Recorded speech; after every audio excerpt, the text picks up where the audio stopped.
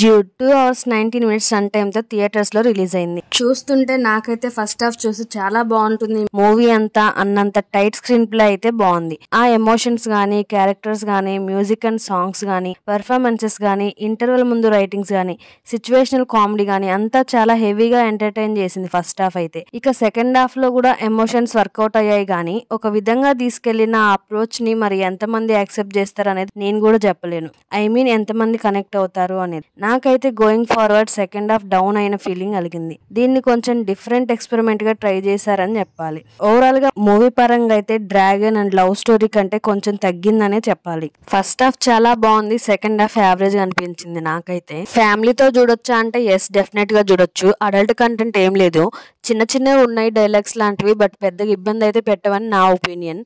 ఇక basic story line ఏంటంటే pranks చేస్తూ సర్ప్రైజ్ ఈవెంట్స్ ప్లాన్ చేసే వ్యక్తి మన హీరో గగన్ అలియాస్ ప్రదీప్ రంగనాథన్ గారు. హీరోయిన్ లవ్ ప్రపోజల్ ని రిజెక్ట్ చేస్తాడు. అప్పుడే ఏం జరిగింది, ఆ తర్వాత ఈ వన్ సైడ్ లవ్ స్టోరీ ఎన్ని మలుపులు తిరిగింది, అది తన లైఫ్ లో ఎలాంటి ప్రాబ్లమ్స్ తీసుకొచ్చింది అన్నది స్టోరీ.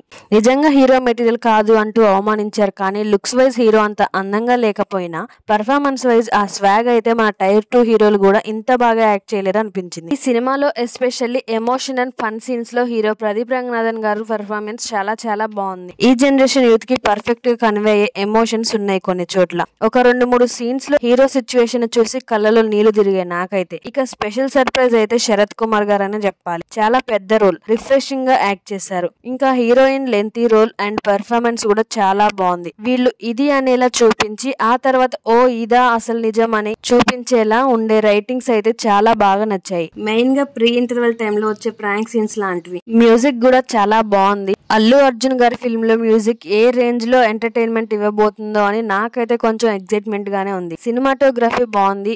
ఫైనల్ గా మూవీ ఎలా ఉందంటే మూవీ ఫస్ట్ హాఫ్ వరకు ఎక్సలెంట్ గా ఉంది. ఇంకా హీరో పర్ఫార్మెన్స్ కూడా.